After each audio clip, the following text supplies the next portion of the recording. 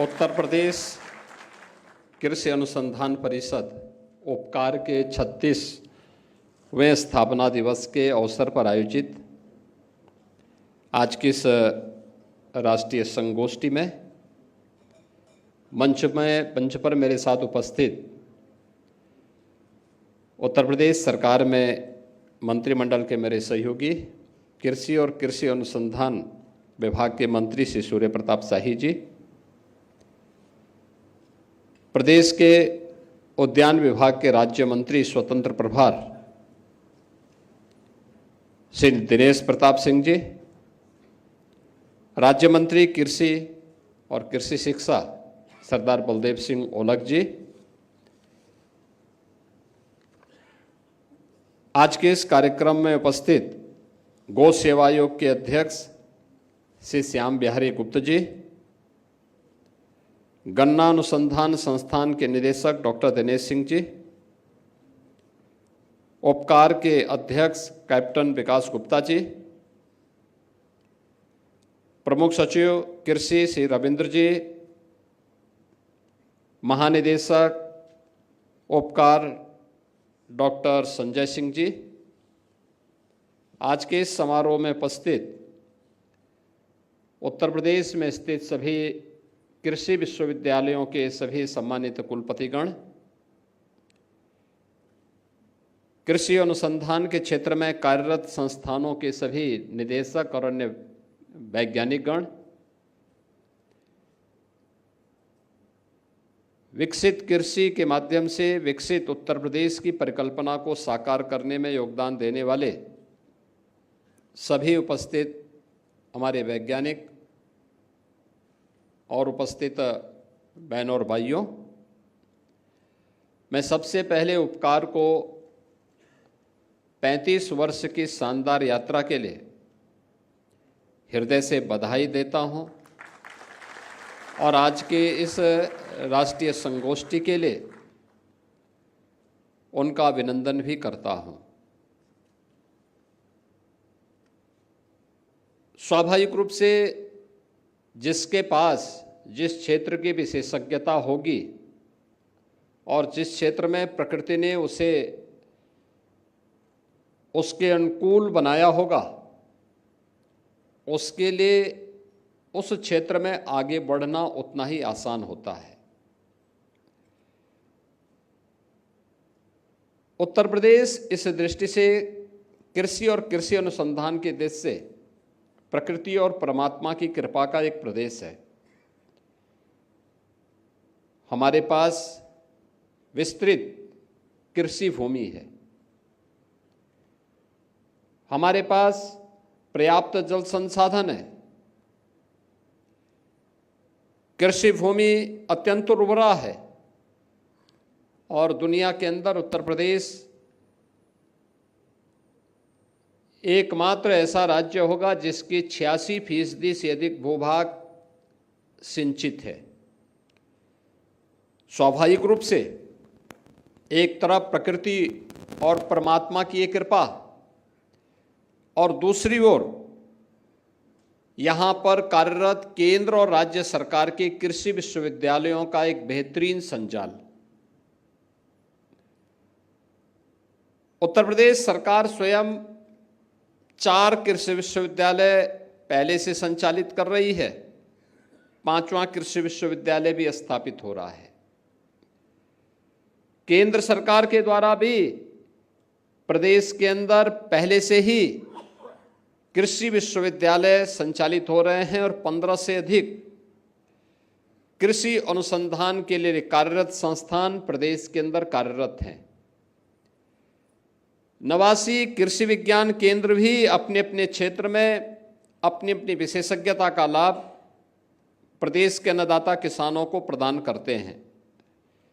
इस सब के बावजूद अभी तक हमारी जो प्रगति है, हमारे अन्नदाता किसानों की जो स्थिति है, वह बहुत चौंकाने वाली तथ्य प्रस्तुत करता है। प्रदेश के बामुश्किल 25 से 30% किसान ही ऐसे हैं जो वैज्ञानिक शोध और अनुसंधान के इन कार्यों को प्रभावी ढंग से अपनी खेती में लागू कर पा रहे हैं, और उसका परिणाम भी है। मैं बार बार जिस बात को कहता हूं कि यह सच है कि देश की आबादी का 16% हिस्सा उत्तर प्रदेश में निवास करता है। यह भी सच है कि देश के अंदर कृषि योग्य कुल भूमि का केवल 11% उत्तर प्रदेश में है। और यह भी सच है कि देश के अंदर खाद्यान्न उत्पादन का इस 11% भूमि पर हम लोग 20% से अधिक खाद्यान्न उत्पादन कर रहे हैं। लेकिन मेरा ये मानना है कि उत्तर प्रदेश की भूमि की समतलीकरण को देखते हुए, उसकी उर्वरता को देखते हुए, जल संसाधन को देखते हुए अभी इसमें इससे 3 गुना अधिक उत्पादन लिया जा सकता है। लेकिन इसके लिए हमें कृषि शोध और विकास को आगे बढ़ाने के लिए पूरी प्रतिबद्धता के साथ आगे बढ़ना पड़ेगा। याद करना कि दुनिया के अंदर विकसित वही देश हुए हैं जिन्होंने अधिकाधिक शोध और विकास पर ध्यान दिया। वे अलग अलग क्षेत्र में हो सकते हैं। किसी ने स्पेस साइंस में किया होगा, किसी ने आईटी एंड इलेक्ट्रॉनिक्स के फील्ड में किया होगा, किसी ने एटॉमिक्स साइंस में आगे काम किया होगा। अलग अलग फील्ड में जिसने जहां पर उसको दिया वह उस क्षेत्र में आगे बढ़ा। और हमारा यह मानना है कि उत्तर प्रदेश के अंदर इस क्षेत्र में केवल देश का ही नहीं, दुनिया का पेट भरने की सामर्थ्य है। कृषि, हॉर्टिकल्चर, वेजिटेबल के लिए हम बहुत कुछ कर सकते हैं। लेकिन अभी भी हम लोग यहाँ की जो हमारी क्लाइमेटिक जोन है उसके अनुरूप उस प्रकार के अनुसंधान को आगे बढ़ाने, प्रकृति के व पर्यावरण के अनुरूप उस प्रकार के शोध को आगे बढ़ाने के लिए हमारे स्तर पर जो प्रयास होने चाहिए उसमें और गति देने की आवश्यकता है। आपके द्वारा किए जाने वाले शोध और विकास के इन कार्यक्रमों की गति प्रदेश की भी और देश की भी प्रगति में एक निर्णायक भूमिका का निर्वहन कर सकता है। याद करना यह आवश्यक नहीं कि यूरोप के लिए जो उपयुक्त है वह भारत के लिए भी उपयुक्त है, यह आवश्यक नहीं है। हमें भारत के अनुरूप, यहाँ के जलवायु के अनुरूप, यहाँ की मिट्टी के अनुरूप उस प्रकार के शोध और विकास को आगे बढ़ाने के लिए अपने आप को तैयार करना होगा। उस प्रकार के कार्यक्रमों में हमें लगातार प्रयास करने होंगे। और मैं मानता हूं ये सभी संभावनाएं उत्तर प्रदेश के अंदर छुपी हुई है।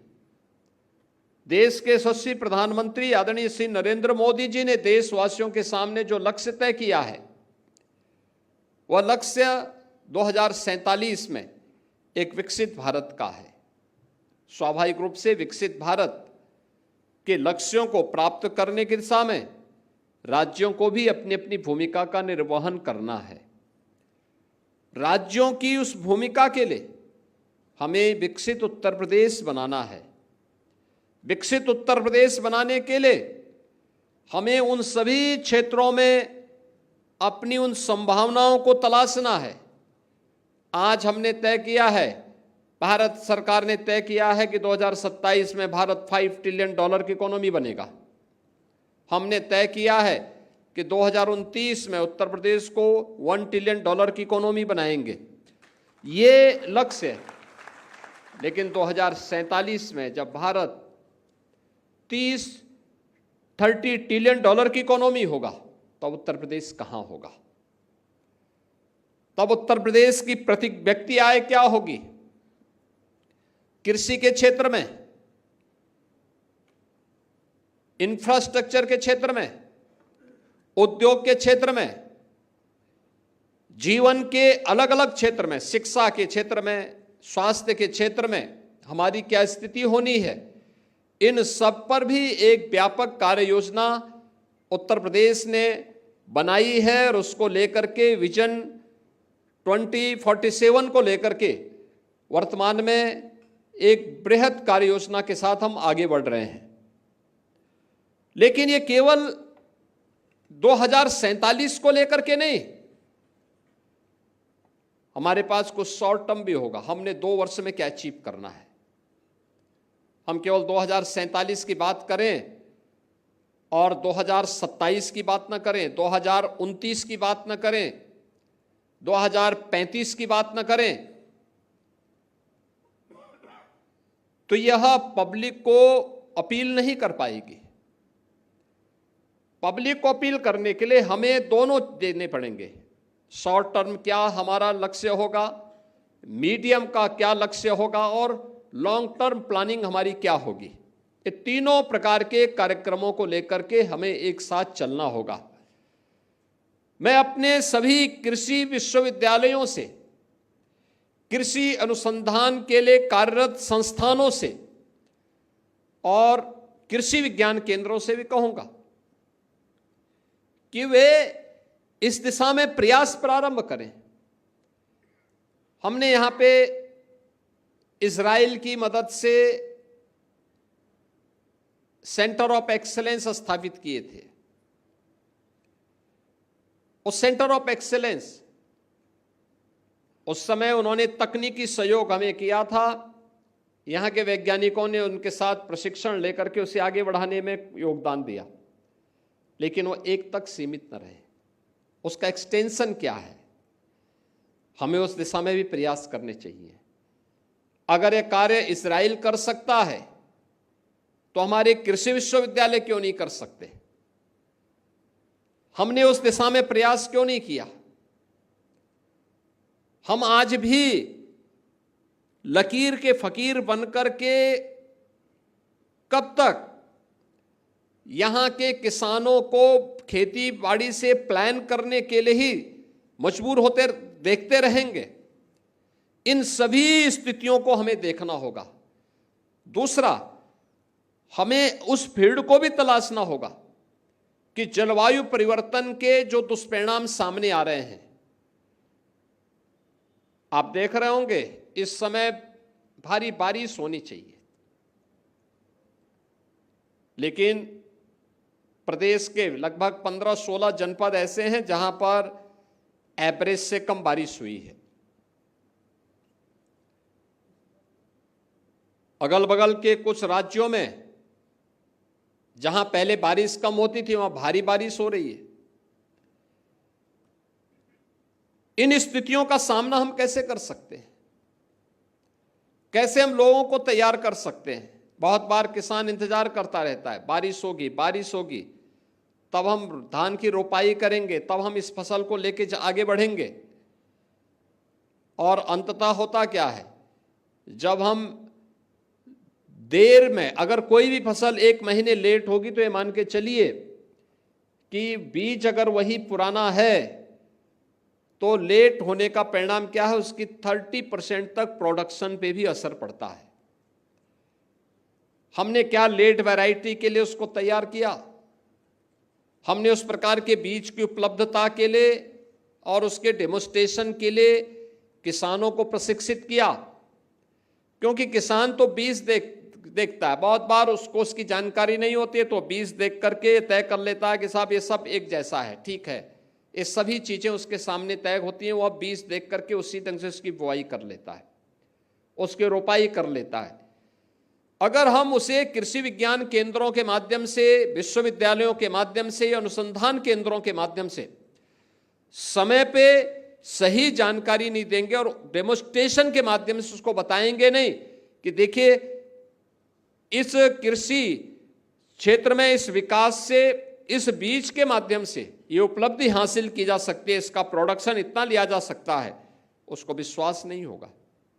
क्योंकि वह आज भी अगर अपनी पुरानी रणनीति के तहत पुरानी तकनीक पर आधारित खेती करने के लिए मजबूर है, इसलिए क्योंकि हमारी पहुंच उस तक नहीं हुई या हम उसे अपने केंद्रों तक लाने में विफल रहे हैं। हमें इस बात को ध्यान में रखना होगा कि उत्तर प्रदेश के अंदर सर्वाधिक रोजगार देने वाला क्षेत्र कृषि आज भी है। आप याद करिए, लगभग 3 करोड़ किसान अकेले कृषि पर निर्भर करते हैं। कृषि के बाद जो दूसरा सेक्टर हमारा है जो सर्वाधिक रोजगार दे रहा है वह एमएसएमई का सेक्टर है, जिसमें लगभग 1 करोड़ 65 लाख के आसपास लोग इसके माध्यम से रोजगार प्राप्त करते हैं। और फिर अलग अलग सेक्टर में फिर लोगों ने अलग अलग प्रकार के रोजगार अपने अनुसार अर्जित किए हैं। कृषि यह लोगों के प्लान का कारण न बने, बल्कि कृषि लोगों के जीवन में खुशहाली का माध्यम बने। और यह तभी संभव है जब हम इस क्षेत्र में किए जाने वाले अनुसंधान का लाभ एक अन्नदाता किसान को दे पाएंगे। आज यहाँ पर आप सभी कृषि वैज्ञानिक अपने अपने क्षेत्र में जो कार्य किए हैं इनसे संबंधित यहाँ पे इन सभी मुद्दों पर चर्चा करेंगे। उपकार के 35 वर्ष की इन उपलब्धियों के साथ अपने अनुभव को साझा करेंगे, उसे किसी एक निष्कर्ष पर पहुंचाएंगे और आगामी विकसित भारत की उस परिकल्पना को साकार करने में उत्तर प्रदेश की क्या भूमिका होने वाली है, उस भूमिका के लिए अपने आप को तैयार करेंगे। ये मान के चलिए कि अगर उत्तर प्रदेश विकसित उत्तर प्रदेश होता है तो भारत को विकसित होने से दुनिया की कोई ताकत रोक नहीं सकती है। इतनी बड़ी आबादी का राज्य अगर विकसित होने के लक्ष्यों को प्राप्त करता है और हर व्यक्ति अपने अपने फील्ड में उसके अनुसार ईमानदारी के साथ प्रयास करता है तो उसे प्राप्त करने में फिर कोई दिक्कत नहीं होगी। और उस दिशा में उत्तर प्रदेश के कृषि और कृषि से जुड़े हुए सभी सेक्टर को अगर हम एक साथ आगे बढ़ाने का काम करते हैं, चाहे वह कृषि का हो, वह हॉर्टिकल्चर का हो, वह वेजिटेबल का हो, वह पशुपालन और डेयरी का हो, थोड़ा भी हम प्रयास करेंगे तो लोगों को इस दिशा में हम आगे बढ़ा सकते हैं। और उसके लिए जिसके बारे में प्रधानमंत्री जी बार बार कहते हैं कि अन्नदाता किसान के चेहरे पर खुशहाली आएगी तब जब हम लागत को कम करेंगे और उत्पादन को ज़्यादा बढ़ाएंगे। यह रिसर्च एंड डेवलपमेंट के माध्यम से ही यह सब संभव हो सकता है। इसमें और कुछ बहुत कुछ किया जा सकता है। इन सभी पक्षों को लेकर के आज यहाँ पे विस्तृत चर्चा होगी। इस विश्वास के साथ मैं एक बार फिर से उपकार को 36वें स्थापना दिवस के अवसर पर हृदय से बधाई देता हूँ और विश्वास करता हूँ कि उपकार उत्तर प्रदेश के किसानों के बारे में अपने विशिष्ट शोध और विकास कार्यक्रमों के माध्यम से अवश्य उपकार करेगा। आप सबके प्रति मेरी शुभकामनाएं हैं। धन्यवाद। जय हिंद।